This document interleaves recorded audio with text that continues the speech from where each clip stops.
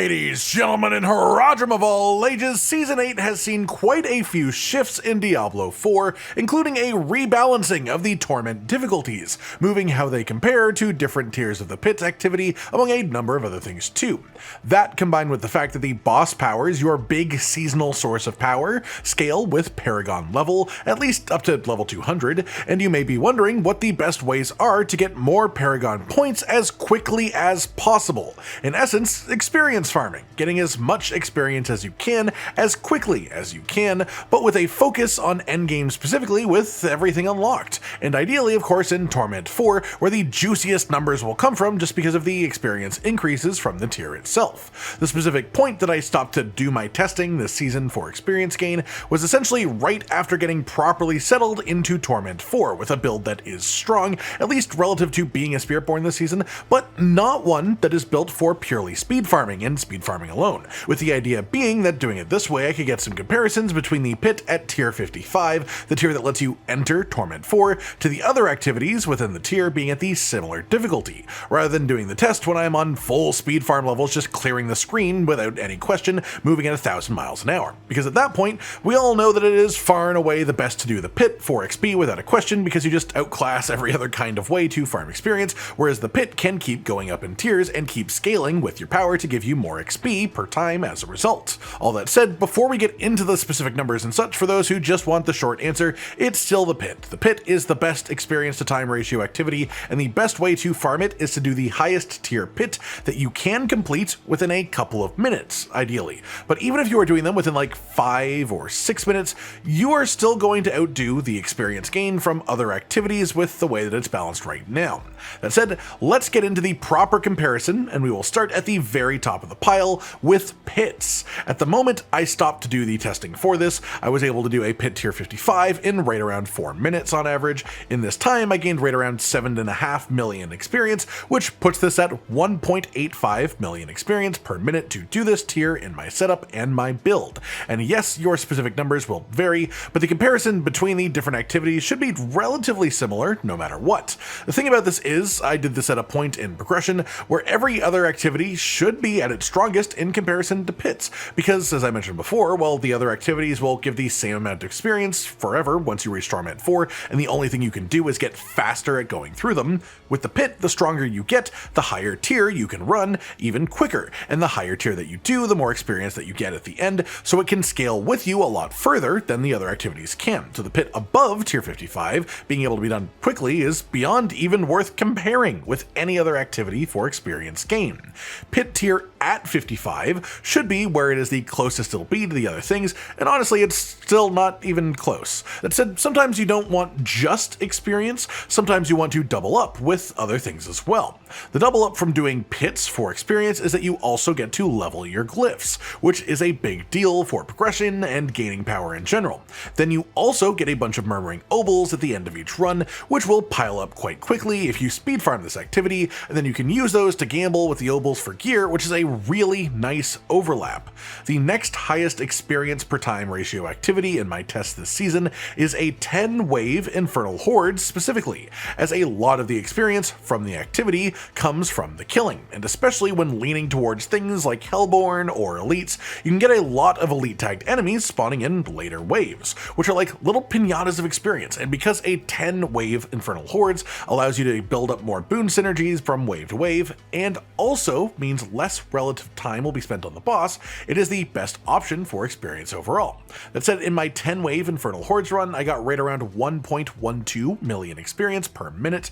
so it's a pretty quick and significant decline from the pits, but that's still nothing to scoff at in general, and when doing Infernal Hordes, this can double up with farming Obdicite, with farming Scrolls of Restoration, which you'll all need some of at some point, or with farming gold from the gold chest, and just sort of generic ancestral gear farming as well. So there is at least some reason to do this instead of pits, even if it is a bit lower experience gain, and that said, it's still pretty good experience gain. From here, the comparison gets pretty bad, but I did the testing, so I'll share the results, just so you can get an idea of how big the gap really gets. gets. The next most efficient activity from my tests was Apparition Incursion, which is the seasonal event for Season 8, and that's with doing one of them where there was literally no other players in my instance. I was fully solo, so I got essentially every kill related to the event. The area was fully dense when I was going through it, but that also means it technically could have been faster if other players were around, especially the boss parts. That said, after a couple of runs, I averaged 642,857 experience per minute, putting this around 35% of the experience gain efficiency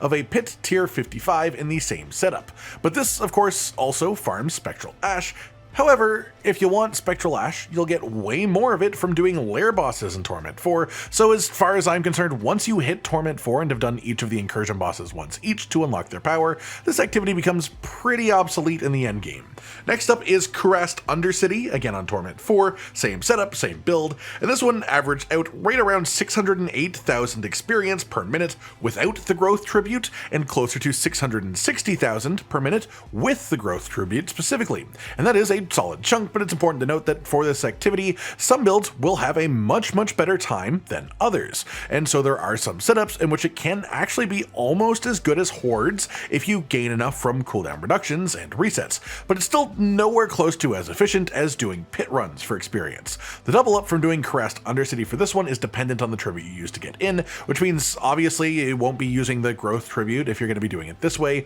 and generally speaking, if you are running Undercity, it's because you want the rewards from the tribute. The experience is just sort of a bonus at this point of the end game, but that should give you a general idea of what it does for experience. Finally then, for the ones that I tested is Nightmare Dungeons, and these can be quite variable as unlike most activities, you are sort of locked to what sigils you have roll. You can't logically just run the best singular Nightmare Dungeon over and over again, and so I did do a couple of good ones, a couple of average ones, because you'd never actively choose to run the really bad laid out super long ones with low density. That said, I had an average gain of 527,680 experience per minute while doing this activity, but this is also arguably the best farm for Obdicite unless you have a build that farms currency like all hell in Infernal Hordes, especially with the way that the urns work this season for the Smoldering Ashes, and you get a fair amount of gear as you go through Nightmare Dungeons too, so there are reasons to do it. I just don't think that experience is a very good one. Finally then, before we end off, I wanted to go over a quick refresher of the things that affect experience gain outside of the specific activity you choose to do, just to make sure that you are aware of them. There are two main ways that you can do this, but you will probably already be using them, even if you don't know that they increase your experience, and this is Elixirs and Incense. Elixirs give you an experience increase with a larger increase from the tier 2 elixirs than the tier 1 ones, and for incenses you get an experience boost for having at least one incense active. You don't get multiple experience boosts for having multiple incense active, but you do want to have at least one active at all times for this purpose. The other main thing that used to exist was the Smoldering Ashes urn for monster experience increase, and that has been a thing in like every season of the game until Season 8, and I do think interestingly the fact that this is gone now does play a hand in how much more efficient pit runs are for experience than even in prior seasons, as we are essentially getting 20% less monster kill experience than we used to do because we don't have the Smoldering Ash option, and pits as an activity already had a large chunk of the experience reward be from finishing the activity rather than from killing the enemies, whereas most of the other activities the largest chunk is from killing. All in all, pits really are just the way to go if you want to level quickly, and this is true as soon as you reach Torment 1 comfortably, all the way up to the point that you can smoothly do like tier 80 pit runs in 2 minutes. Not that I'll be doing that personally this season of the Spiritborn, but you get the idea. Hopefully this helps you out in gaining all the power that you can as quickly as possible and getting some more enjoyment out of Season 8 in Diablo 4. Like if you liked the video, subscribe to the notification bell for more, and most importantly, ladies and gentlemen, until next time, stay sweet. Josh, Cotton, and Hollow with the videos, dropping the humor like a hammer on your tippy toes, bringing entertainment on a daily arrangement to take our insanity and turn it into entertainment. Yes, I said entertainment twice, to reiterate that it is nice to look into your faces on a mostly daily basis when you let us in your homes to make the whole world a stage. Goodbye.